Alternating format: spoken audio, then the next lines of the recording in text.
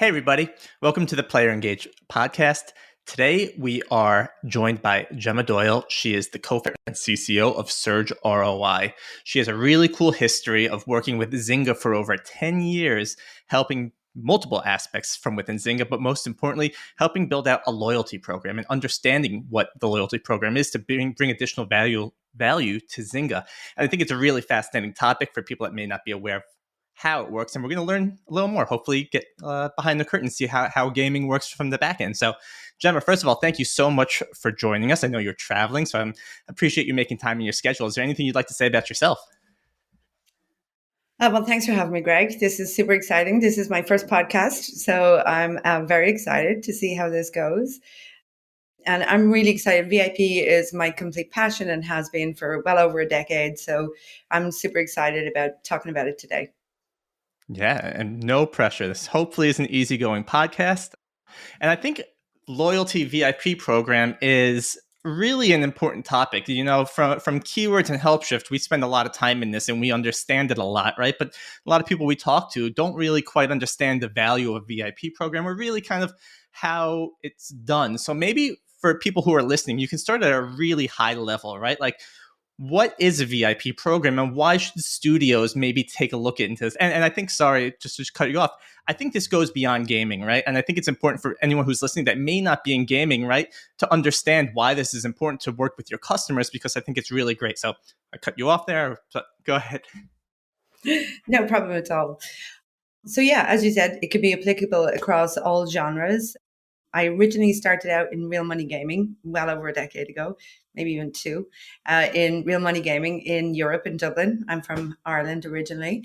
And the behaviors and the interactions with the VIPs were really engaging with the VIP base. And what I wanted to do was, when I left that real money gaming company, I wanted to go to strategically move to a company like Zynga, who had social gaming, but they didn't, VIP just didn't exist. It wasn't a concept that was embraced at the time by the social gaming space. So really, I spent 2 years going back and forth to San Francisco, flogging the deck to anybody that would listen to me about the potential upside.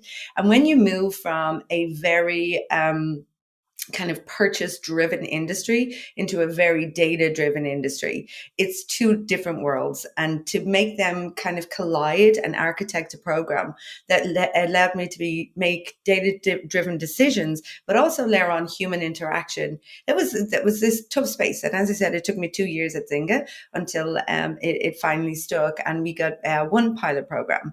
At a high level, VIP is my version of VIP that I architected at Zynga is about layering data science and human interaction to develop a program that is really authentic and true to the players, so that your players are engaged with their account manager, but they're also engaged with the game. It helps with retention, engagement, and further monetization. So that's the value add for the company. And the definition of a VIP varies per genre and per company even. And so you could start with whatever we feel like the baseline is. So let's say, for instance, we take VIPs who had spent $500 and above and have been active in the last 180 days. So we've segmented them out as a base. Now we've got to sub-segment them out and apply treatment to those groups to make sure that they feel engaged and they feel that retention is important to them. Not just that they're connected to a game, but they're also connected to their account manager. So if they have problems in the game, you don't want them to churn, obviously. Churn avoidance is key for everybody, but it's hard to engage a player. And I always use this analogy in that if a player has stopped purchasing in your game and is actively still playing, and they have been historically a purchaser in your game, reaching out via a phone call, and we know from experimentation, I'll probably talk a little bit more later on about experimentation, but we did a lot of it over the years. But for this instance, sending kind of offers, marketing offers direct to the players, whether that's, via an MOTD or email or SMS or any kind of channel. If they have a problem in the game, it's really hard. And the analogy I use is a dirty restaurant syndrome. So if you walk into a dirty restaurant and you leave because you're unhappy with how clean it is, and the maitre d' hands you a gift voucher on the way out, you're not coming back to that restaurant until the issue is fixed. So I give you an account manager, they speak to you directly and say, hey, I've seen that, you've been playing, but you haven't purchased in a while. I was just wondering how everything is going for you. The player will then say, I had this issue. Say, for instance, they had an issue with a PvP feature and they weren't being paid out when they won against their pal. And it frustrated them. And they said, that's the only thing I monetize in the game. I don't monetize anywhere else. And it's been broken. And so the account manager then gets it fixed if it's an individual issue. But it could be, we're all in gaming. We know that games don't always work perfectly every day, every night. It could be a current issue that's been resolved. And so gets the player back into the game and getting them back into that PvP feature that they really enjoy to play. So the value comes from keeping those players engaged, making sure that problems are removed so that they can thoroughly enjoy the experience. And then just the value to the company, obviously, is retention of highest value. When you look at the biggest problems in the industry right now, user acquisition is just so expensive, so keeping and retaining those high value players is really key to keeping a really healthy game. And so when you think about how much monetization or how much money is spent on user acquisition versus those who are in the game, we want to make sure that the VIP players feel heard, feel valued. If you think about it across any other industry with your airlines, your credit cards, you expect a level of, I have a dedicated person who looks after me because I've invested so much time and money into your service or product. And so too, they should feel that in gaming. Even though it's a leisure industry, and even more so actually that it's a leisure industry, nobody has to spend their money and time and commitment and loyalty to a particular game. There's just so many out there, so it's really good to reward the VIPs and let them know, hey, we hear your voice, we want to fix your issues, we know you love your game, and we want to make sure that you have all the promotions that we have going at the moment tailored to you. We do a lot of kind of tailored promotions, so we find out what's valuable to VIPs within each genre. So when we do a promotion within VIP, it's not something that doesn't resonate with the VIPs themselves. We make sure we do a lot of that when we do our VIP profiling. So that's the value to the player. Number one, should always be value to the player, number one. Number two, to the company, is that retention number, test versus control, those who receive VIP treatment versus those who don't. And then, of course, there's a monetary value, because you can definitively show the dollar value upside of VIP management if it is done correctly. You said a lot there, and a lot of cool stuff here. I want to kind of dig into some different bits and pieces of it, but and this is a not my favorite way of describing it, but it's almost like a SaaS company, right? Each customer of yours has an account manager. The account manager is responsible for reaching out. It almost sounds like we're going in a circle, like time wise, right? Because for a while there, you don't want to have phone support. You just want them to send an email or chat or something like that, right? We don't want to be talking on the phone. And all of a sudden we're talking about, all right, high value customers. Let's bring back the phone. Let's bring back that personal touch, because I think we lost that personal touch when we were, I mean, I can imagine Zynga has millions and millions and millions of freemium type of players that you can't just support them all. But how do we find that subset of individuals that are willing to spend money? And if they're not picking up on those trends and understanding, hey, why isn't user X spending money anymore? Let's talk to them and figure this out. And I love the idea of kind of test and control, because you can't just throw everything against the wall to see what kind of sticks there. So, not every company is a Zynga where you have millions of users, right? So there's a lot of indie gaming studios that are starting up and trying to understand, all right, how do I build a community? How do I understand what voices are important from the community? So and maybe we're jumping ahead here, but like, when is the right time to even start thinking about these types of conversations? Because it is going to maybe take some time and effort to build out these research methods and figure it out. But we also want to make sure we have time to build our game. Well, I'll go back to my history and say that when it finally, sunk in that VIP may be something that Zynga would be interested in, it was me on a spreadsheet with 900 VIPs. So I just got on the phone and talk to them and start building relationships. So if you are a small indie company and you want to reach your player base, start talking to them. Pick up the phone today. It's so important. People are so happy to talk. I get a lot of feedback from gaming studios that say our players don't want to talk on the phone. But the submission rate for phone numbers is between the 70 and 85 percentile. Now it does vary by genre, but in terms of when you give them a guarantee that they have somebody who can fix their problem in the MOTD, when you're asking for the phone number, hey, you've got an account manager. We're going to look after your issues. Number two, we've got awesome special offers just for VIPs that we have now included you in because they want to be involved. They don't want to miss out on that. And number three, here's some coins or in-game currency to thank you for submitting your phone number. So in terms of if you're a small indie studio and you don't have the resources, and bearing in mind, Zynga started small with resources. It was all incremental every year. Every 6 months, actually, we grew and grew and grew. But we had to prove ourselves. So I think if you're a small indie company, have somebody, if you are deciding where to put somebody in to engage with your players, and you have high value players in the game already, you should be on the phone with those. There's so many times that I've reached out to VIP players, and they've been frustrated with maybe customer service, or they've been frustrated with some element of the game. And all it takes is a phone call, and they're amazed that somebody actually cared enough to pick up the phone and call them. And as I said, we did experimentation around how effective channels were, and bring back calls, as you say. Calls are 3 times more effective than any other channel because it's a human talking to a human about the thing that they're most passionate about. They're most passionate about their game, so it really is, they don't want to talk to a chatbot,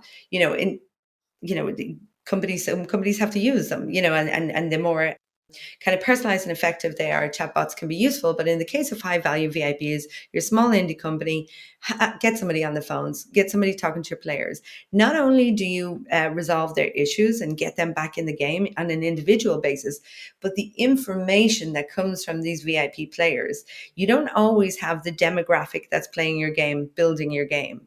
So it's important that these guys are actually treated as consultants. They have a lot to say about their passion, and they really want to share it. The people that I've met over the course of time, between VIPs that we've had, graphic designers and CEOs and school superintendents, and they've had like really, really kind of robust careers, and they want to keep their mind active, so they treat their game as if, when they're retired, as if they're treating their career. They take it very seriously. They want the issues fixed, and they want a channel to be able to air their grievances, to say, hey, this is not something I like. I don't like this new feature. And that in turn then becomes so valuable, because once we have a strategic listening hub in place within a company, you can feed back into the product team really valuable information to help them to build the product. And the same will happen with the indie game. They will get some really, really awesome information from VIP players. The next question that they'll ask is, but we're not going to channel our roadmap, our product feature roadmap, based on 2-3 players. And that's absolutely, they should not do that. But what they should do is take say 2 to 5 players, ask them questions about the feature set roadmap that they have in the imminent future, and then see what resonates with them, and then take that and put it into a survey and go out to your wider base. But now you've got kind of information from your highest value, most engaged players. So you're not getting a survey from product managers that have worked really hard on certain features, and they're making decisions. They may not necessarily be the demographic that's playing the game. So it's important that the indie companies, as well as the large companies, really kind of ingest that information from the VIP players. I think you kind of answered my next question, which I love, is kind of how is a working relationship with the product team go from there, right? Because in my history and at previous companies, right, product and either customer service or whoever don't always become best friends. I guess my question to you is, what department does a loyalty program kind of roll up to? I'm assuming it's part of kind of the customer experience CX side of things, right? And how is that working relationship with product? Can you help determine the roadmap, right? Maybe it doesn't alter the roadmap, but get things put on there. Great questions. So the first one I'll answer is around where does VIP normally roll up, and it varies in different companies. Um, so in the past, I've rolled up within studios. I've rolled up to the president of the company. I've rolled up to the CMO of the company, and then most recently the chief data officer of the company.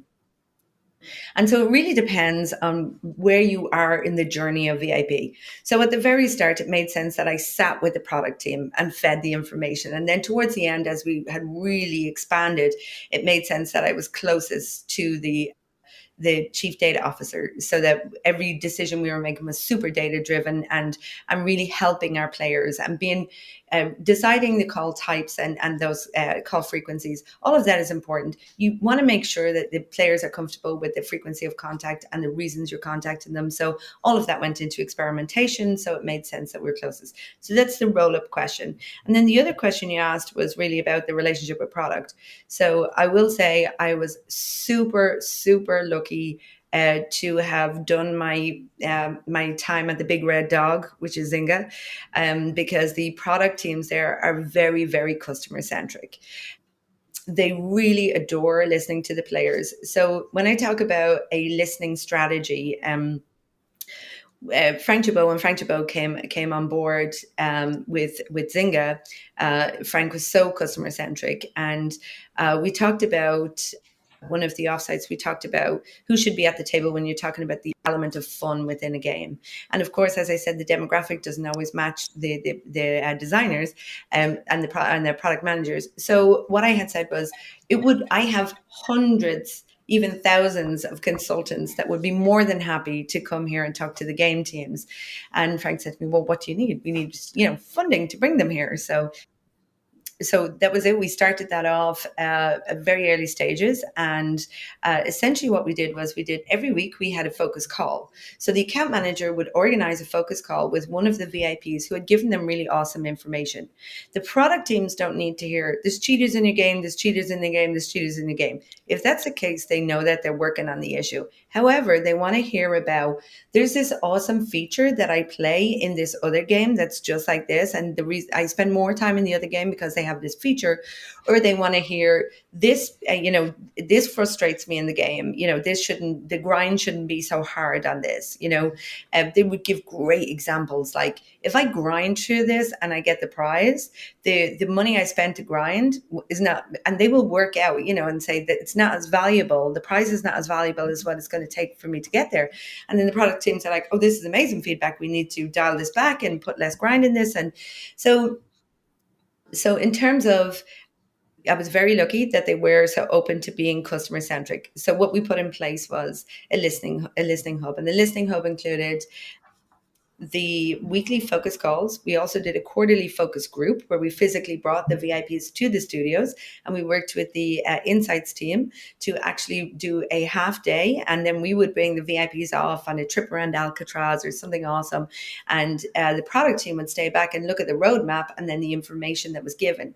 Then they take that information and put it into a wider survey and have that surveyed. So now they've got this really awesome information from their VIPs. They validate that with a survey, and now they're back to building a product that the players really want.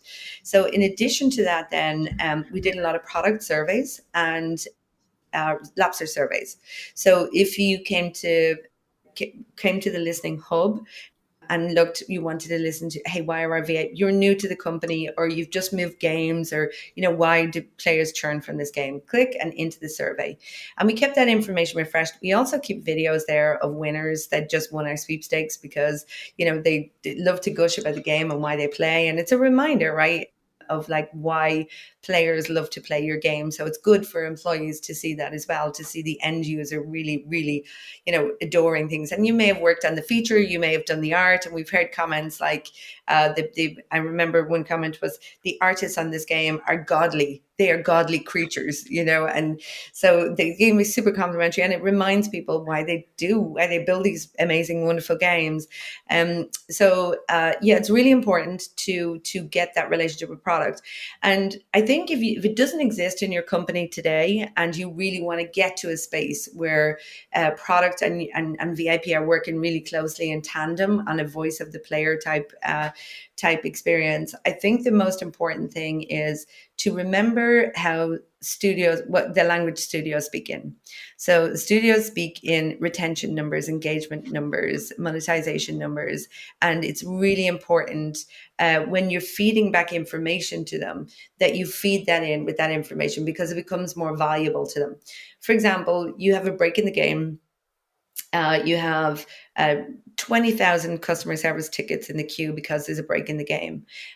Very kind of low cost in comparison to some other costs in game making. But now you've got 50 VIPs who've churned from the game because of this issue, and you're able to say these players are our most valuable players. They play 7 out of 7. They've been with us for 5 years or more. And when you add that data in, it becomes the issue becomes much more of a code red than it is. And the studio want to fix the most important things for their players. So furnishing them with that information is really what they need. So building a reputation with the product team. We were at a point where if there was a bug in the game, or there was an exploit, in the game, and data are in, look, and we don't know why the revenue is down today. We don't understand what's happening. And they would call the VIP team, in particular, the director of VIP that worked with me in Zynga, and say, hey, what's going on over there? And she would just pick up the phone and chat to some of our VIPs. Hey, what's going on out there? And they'd say, there's an exploit in round 3. If you go into this and you keep clicking this button, you just win, win, win, win, win. And they share it across all of the social sites, so it's it's really important to have that close relationship with the product teams. The grind and someone reaching out like, why aren't you playing anymore? Like, the grinding was just too much for me. There's some games I've been playing where it's just like, all right, I can't just do this anymore. I'm getting nowhere, and I'm doing the same thing over and over again. It's fascinating to think that there are studios, and it's also fascinating to me that I don't always hear from them, which I get. I'm not a VIP, which maybe I can work on that, but like, it's interesting to think that there's companies doing that. And it kind of goes back to, as you were just kind of mentioning a little earlier, was like, for smaller studios that want to get started with it, like, how do you justify spending money on a program when you don't necessarily have users who are ready to go yet? Or like, again, it comes down to timing, right? Well, when is the right time to look into something like that? That's a difficult one for anybody, is building the business case that gets you to a space where you can show the projected ROI. So there are two things in that. One, you need to know how to show the projected ROI so that you can say, when you've got PMs and engineers working on different features that have a projected ROI on them, you need to do the same thing. You're working for a gaming company. This is not a let's throw it at the wall and see if it sticks, right? So it's important that you do that. So the business case is always very important. And building that is all about using that same language that I talked about earlier on, looking at your data and saying, here, if we can get a lift of X%, then this is how much that will equate to in terms of dollar value. So if you're starting off and you're in a position where you really want to go from cost to profit, if you're in support or you're in marketing and you want to kick off, I think the most important thing to do is to work on the business case, to justify the investment. So, and that is part of, as you said at the top of the call, I'm a co-founder at SurgeROI, which is a company that just built a VIP CRM system. And it's like a VIP strategy in a box, essentially, is what it is. But we also have a partnership with Keywords Studios, and Keyword Studios are now doing a new VIP service line. And so essentially what we want to do is, as part of that, help the person on the client side, on the game side, build that business case that shows the justifiable, let's do a pilot program, we'll do a pilot for 6 months. And it really is an iterative process. So you start off with a pilot program, you say, this is the projected upside we're going to get. And how you find that definitive upside, it's really difficult for these people to try and prove what the projected upside would be without this eureka moment that we had at Zynga. So when I moved over and started working really closely with the data organization within Zynga, one of the things that we talked about was whether a game is on an upswing or whether it's kind of tapering off, the upside of VIP management should not change. So if there's a problem in the game or the game is soaring for, popularity wise, the percentage upside that you're bringing from VIP management should not change. So we started to look at different metrics that would actually show that. And the metric we came up with was VIP ARPU, which is average revenue per VIP user. So we have a total 20% holdout. And the same in the SurgeROI system, CRM system, we've got a 20% holdout. And that what it does is it allows you to kick off a pilot and start your VIP program with the strategy in a box and essentially look for the upside after 6 months. It takes 6 months to build a relationship, which is why we do it in increments of 6 months. Otherwise, it's a marketing campaign. One or two, emails, maybe a phone call. It's a marketing campaign. So after 6 months, you can say the relationships are built. This is the definitive upside. And then you can look at that in terms of dollars. So if you look at, say you get a 7% upside from VIP management, test versus control. When you look at the average revenue between your 80% group and your 20% group, you see 7% lift. And so then you go and do the math and say, okay, we're only talking to 80% of the base. In this case, let's just say 80% of all game revenue comes from the VIP base, and then there's a 7% lift. So the math calculation is 80 by 80 by 7, which gives you a net upside of 4.48%. And then you can actually, so of all the previous annual game revenue, then you can say, we can bring you 4.48% in addition. And that might be $4 million, it may be $20 million, whatever it is, depending on the size of your game and your revenue, your annual revenue. And so essentially what you want to do is every 6 months, you want to say, okay, we've achieved that. Now we're going to add more heads and we're going to talk to more of the VIPs. And as such, we expect to get a linear increase of X%. So now your percentage starts to grow up. And you're doing it every 6 months because you want it to be an iterative process. You're trying to find where that saturation point is, where you're not getting diminishing returns for every head that you add. So it comes down to a lot of experimentation, a lot of history, and experience.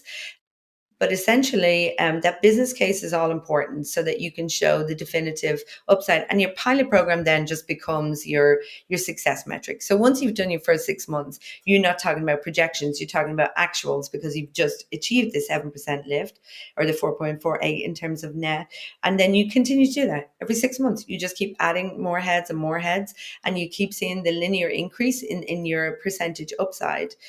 And then for companies that have multiple games, then the person who is championing this on this side, whether it's marketing, product, or support, the person who's champion is looking to expand not just into the rest of the VIP base for that game, but also into other games because now they've got a 6-month pilot with a proven upside.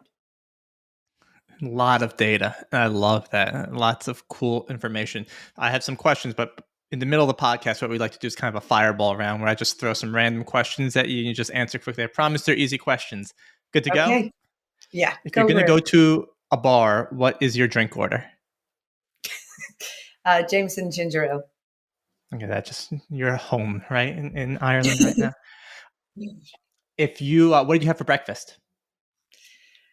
A ham sandwich, because in Ireland, everybody eats sausages every morning, and I'm sausaged out now at this point. Definitely. Okay. Last book you read? I reread The Voltage Effect. Dream vacation. Mauritius. Where was that? Mauritius. Okay. Last one. Last game you played? Trivia Crack, actually. Nice. It's still around? It's awesome. Yeah. Love it. Okay. Back to the regular scheduled program. Good job. I love the concept of adding people to the program. You start light, you keep adding it. This is kind of a two-part question is, do the voices in the room eventually become too saturated or too many people in there, or as I like to say, too many cooks in the kitchen? And then kind of, is VIP only defined by the amount of money I'm spending in the game? Too many voices in the room. Can you define that? What do you mean in the focus groups or? I guess, yeah, right. You were talking about adding more people. Well, I guess you were talking about adding more people to the program, right? Which is the focus groups, right? Then is it just too many people? Yeah. So no, we keep them separately because it's really widely known that if there is a loud person in the group, that people tend to follow their opinion. So when we keep them separately in different rooms and we really get them to play and we get everybody's opinion so that we can get good stuff to put into the surveys. So it's more focus groups you're running. It's not bigger focus groups. It's just more of them. Yeah, and in terms of adding to the program, when we add more account managers to the program, so if you start tomorrow, what we suggest at Surge and Keyword Studios is that you start with the top 25% of your VIP base, and you give them 1 to 2,000 account managers to VIPs. And the reason we do that is because there's a lot of experimentation on the cadence of contact. You know, in terms of retention, engagement, and monetization, what is the optimal number of calls? As I said, you do not want to be annoying your players too much with calls. And so essentially, we've worked out that this is the optimal number of contacts is twice a month, which means the bandwidth that the account manager can do, that's 2,000 to every one VIP account manager.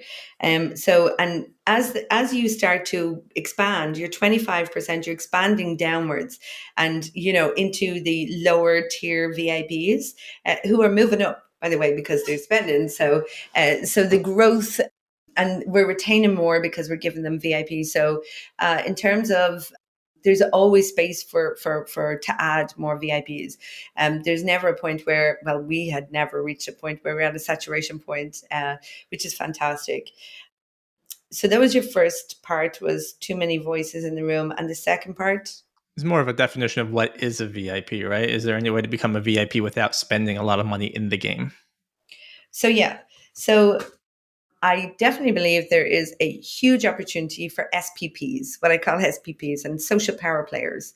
So essentially, if you look at a VIP who, if you have a matrix and you're looking at a VIP around their loyalty, their level of loyalty, their level of spend, that kind of thing, the segment that they're in, and that's kind of like a traditional VIP. And then you look over on the other side and you say, okay, these are VIPs who maybe have, an audience on Twitch, maybe they have an audience on YouTube, and they are bringing a lot of players to the game. For example, some of the influencers that are, there's the side games where you're opening your gotcha and they want to see what you've gotten because you're an influencer. So those people, I definitely feel like if they churn from a game, they're taking a lot of people with them. So it's really important that companies focus on social power players as well, which means the matrix, instead of having your loyalty level, revenue, those kind of traditional metrics, on this side, you're going to have, the number of followers they have, the number of people they're connected to in the game. If you have the opportunity to connect with friends within the game, how many are on the network are actively playing that this guy or girl is actually playing with, so there's lots of opportunity to do that. And now there's a whole new genre that's coming out, which is VIP for the social influencers. So it's essentially making sure that your social influencer who is driving a lot of players to your game is happy. So not just, that they're very happy that in the, and they continue to play your game because they're bringing people there. So, and that's kind of the newest, I would say, in the VIP genre. Not that it's super new, but I mean, it's new to getting treatment and being treated as a particular segment. I've seen a lot of that recently with gaming companies where when I go in, they say, well, what about these guys? So we've got 1, 2, 3, and they're treated right now as if they are marketing partners with companies.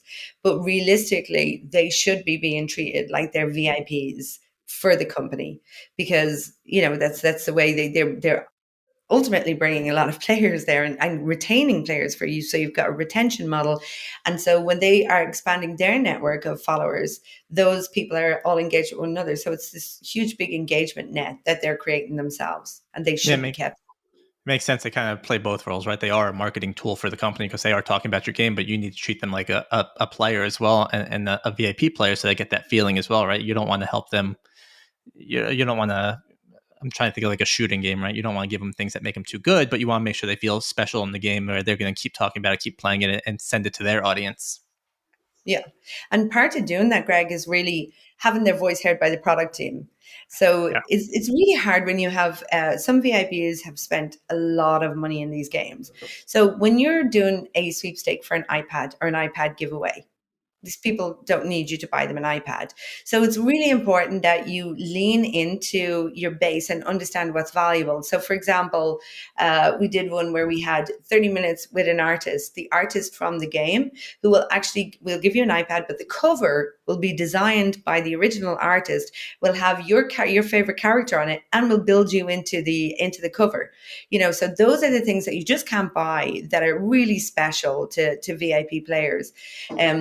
It's important to lean in, and those are the kind of ideas or things that will appeal to the influencers. If they're getting a lot of money to do what they do, having something super special that's just for them is definitely something that companies should lean into.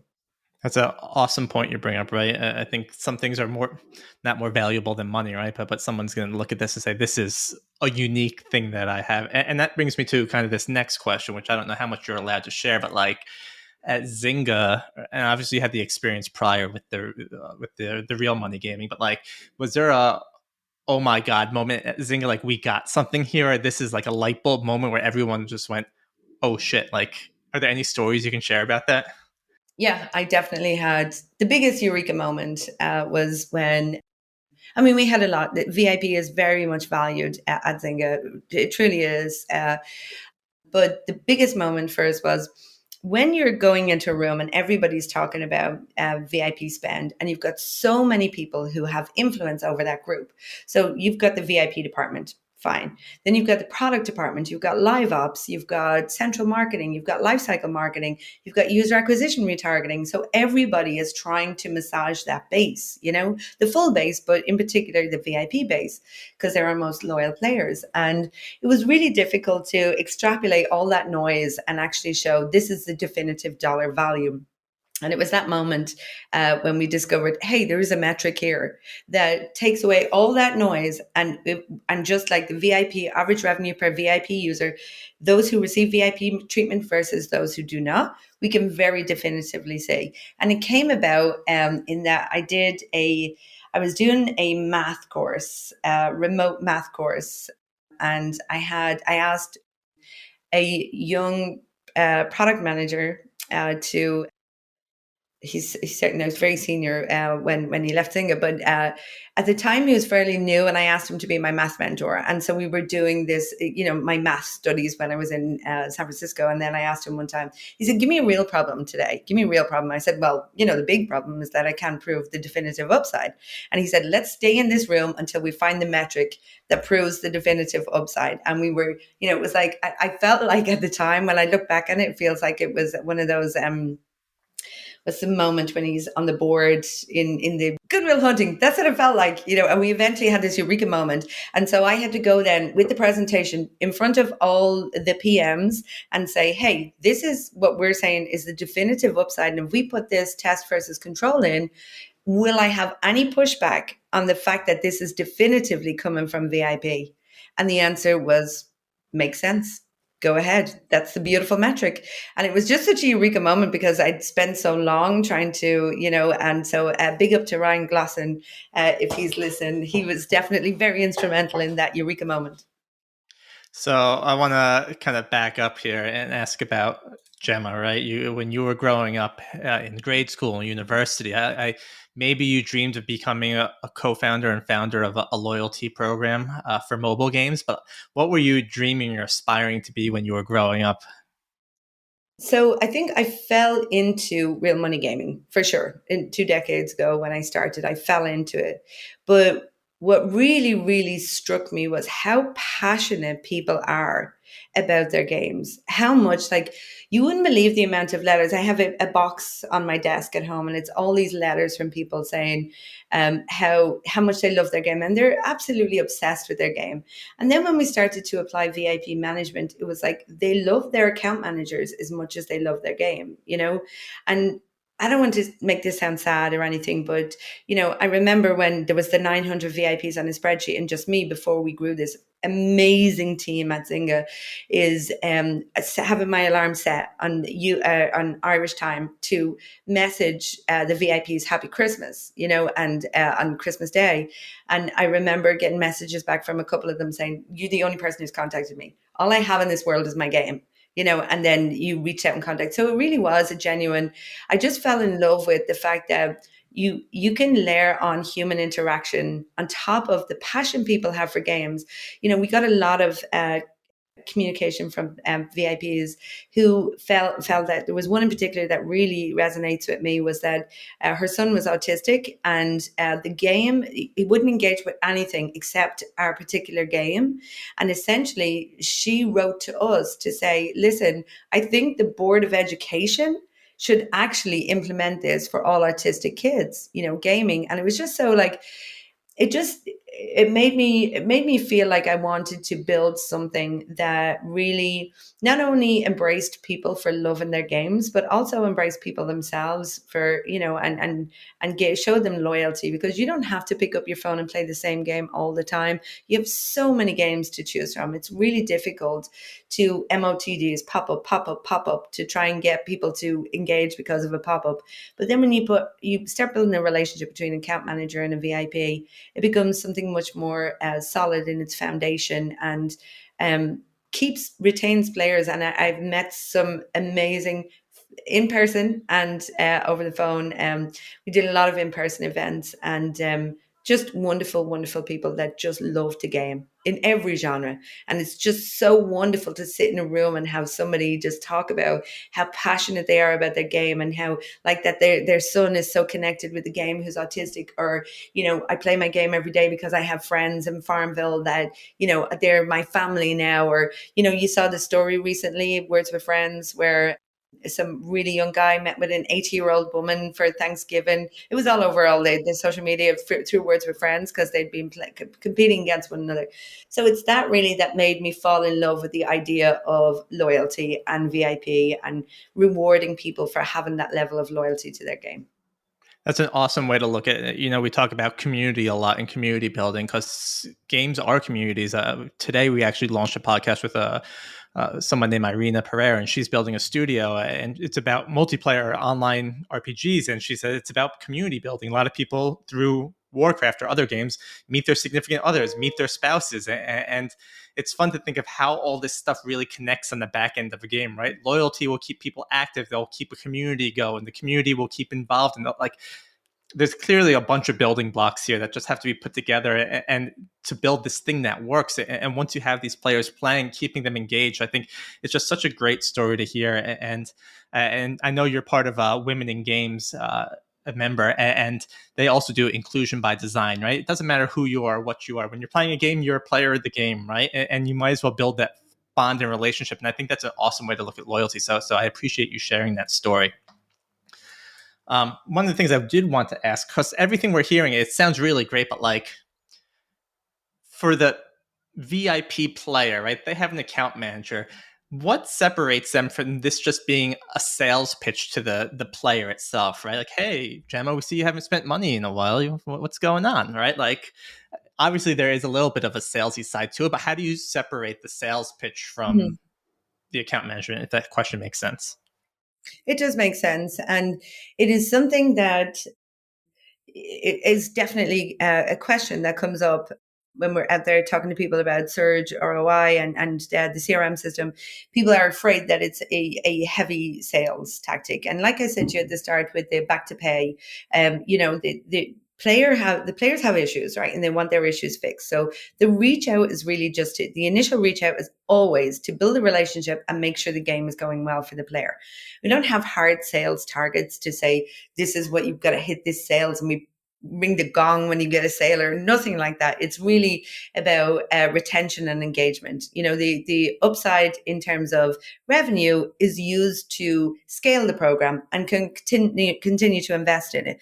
But essentially, it's really around engagement and retention. And so essentially, there's a few ways. So even if they're reluctant to submit their phone numbers, so let's take poker as an example. So the genre is not a genre that's very much let's stay on the phone and talk for 3 hours. It's like, give me a deal.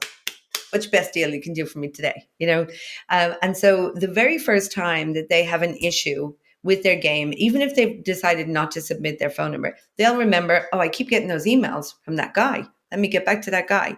So they go into their email and they reach out to him. It's a Saturday afternoon and they get a very happy account manager to say, hey, Tony, I've been trying to contact you for ages. How's the game going?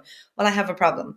So Tony's problem gets fixed. And then essentially they start to build a relationship. And the rapport is really built around, if you spend hours every day playing your games, which our account managers do as well, it's really great to have somebody to converse with about that. Like particular strategy games, like where there's a complex element to it. And you really want to talk to somebody about, your game and how you've progressed and, what your strategy is and that kind of thing. And so your account manager is really, really useful for that. So they definitely build a friendship and an allyship with the account manager when it comes to sharing the passion for their game. But then in addition to that, we do have events. We have live events where we invite VIPs to events. We also do the sweepstakes every single week. So they are in with a chance. We're gamifying. So they're purchasing anyway. We're not pushing you to purchase. They're purchasing organically. So we're saying, hey, like any other loyalty program in, credit cards, travel, anything like that, you are building up points, right? So that you get something back. So in this case, the VIPs were saying, hey, you're purchasing anyway. You've got X number of entries into the sweepstake to win a trip to Napa in the case of Invest and Express, or, a trip to Vegas in the case of casino, or, your garden furniture in the case of like spades. It's really important that you customize the prize to what the VIPs value, so that they don't feel like it's a sale. They understand. And when their account manager calls them, hey, how's the game going? Anything I can do for you? And then, oh, by the way, our sweepstakes on at the moment, and it's garden furniture. And I know you love to hang out in the yard with your grandchildren. So, it's I just want to make sure that you know how the mechanics work and that kind of thing. So they definitely do feel. And we also do this thing. So as you mentioned at the top, when I was at Zynga, I was a VP. I had support, so everything player facing, customer experience facing, player facing. Sorry, and so we used to take in random comments from tickets in support and from VIP, and essentially all the VIP ones. Why do you? And our mantra there was, "What will our players thank us for?" And so the players would constantly, VIPs constantly say the reason they stay in the game is because of their account manager, because they feel valued, they feel heard. They say, I've done focus calls. He's put me on a focus call with the studio. I saw my feature in the game. This is unbelievable how you guys listen to your players. And they truly understand that Zynga is a customer centric company. And we try to fast follow in terms of with SurgeROI and our relationship with Keyword Studios is we want to make sure that mantra is maintained, and that the strategy in the box from the CRM system, which is built to deliver all of those all of those call types and frequencies and all the things that benefit the player, as well as the training with the team managers and account managers that Keywords Studios are offering in their new line of business. That it matches that and it puts the player first all the time. And the listing strategy is going to be a big part of that, to make sure that we're really helping the product teams connect with their players in a very strategic way, as opposed to, there's a lot of executives right now who are looking at app stores, in the morning on their way to work, and they're just looking at reviews in the app store and they're gauging sentiment of their base that way. Where it's really important that you're surfacing the right information, and the volume comes through customer support. So customer support's got to lead in terms of this is where all of the information comes from. The information supplier should always be support, because they've got the biggest number of tickets that are coming in, and they can assess the sentiment in a more qualitative way. But certainly from a VIP standpoint, having those individuals talk to the studios, and it really gives a value add for not just the studio, but also for the player. They feel heard, they feel listened to. So, and this kind of leads into what I think is my final question, right? It almost sounds it's like a trickle down effect, right? Like make the people who play the game a lot, who spend a lot of money in the game, happy, understand what features they are using or are not using, provide it to the product team, and that kind of trickles down to the product team. Product team can make changes, and the general base of the game is happy because they're seeing some issues or some bugs or some weird quirks, for lack of better words, that might be happening, kind of resolved. And one of the things we hear about a lot recently is like, how do I make my customer support center, instead of a cost center, a profit center? Is this one of those keys to kind of converting that logic from cost to profit? VIP is kind of like so there's a pyramid, and you can start off and you can start to generate revenue through your support function without going fully into VIP. So VIP is kind of like, if you want to get the biggest jump in terms of revenue generation, VIP is the way to go, because it's a tried and tested strategy sitting in a box, so you can add the system, apply the heads, and get that moving straight away. However, there are many other ways. So for example, recently the law changed in terms of all gaming companies being able to have their own stores. So right now, I think there's great opportunity with HelpShift actually to convert non-payers to payers. So when a player goes to the store and they navigate away, I believe it's for one of three reasons. One, I don't feel safe. I've never made a purchase here before. I'm used to the App Store. Two, I can get a better deal somewhere else. Or three, I actually have a problem and I can't make this purchase. So whether it's any of those three things can be fixed through HelpShift and the support function. So essentially, you have a problem. Okay, we're putting you through to support. You want a better deal? You give the conversion agents the autonomy to offer a better deal. Or the last one, I don't feel safe. Well, let me take you through. This is our site. This is very safe, da, da, da. And you give them the script to make people feel very comfortable with making the purchase.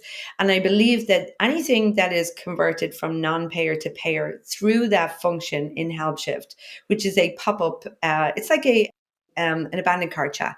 So it's a feature that HelpShift have. You do have to have the latest version of the SDK though, so everybody should update the latest version of the SDK. I know it's hassle, but everybody needs to do it because that's where you get the good stuff. So the proactive chat pops up and then the conversion takes place. Those conversion agents, the more those guys are converting, the more then you can add the revenue that they produce for the next 14 days into your cart for going from cost to profit. So that's just one example. But what I would say is to take a wider view.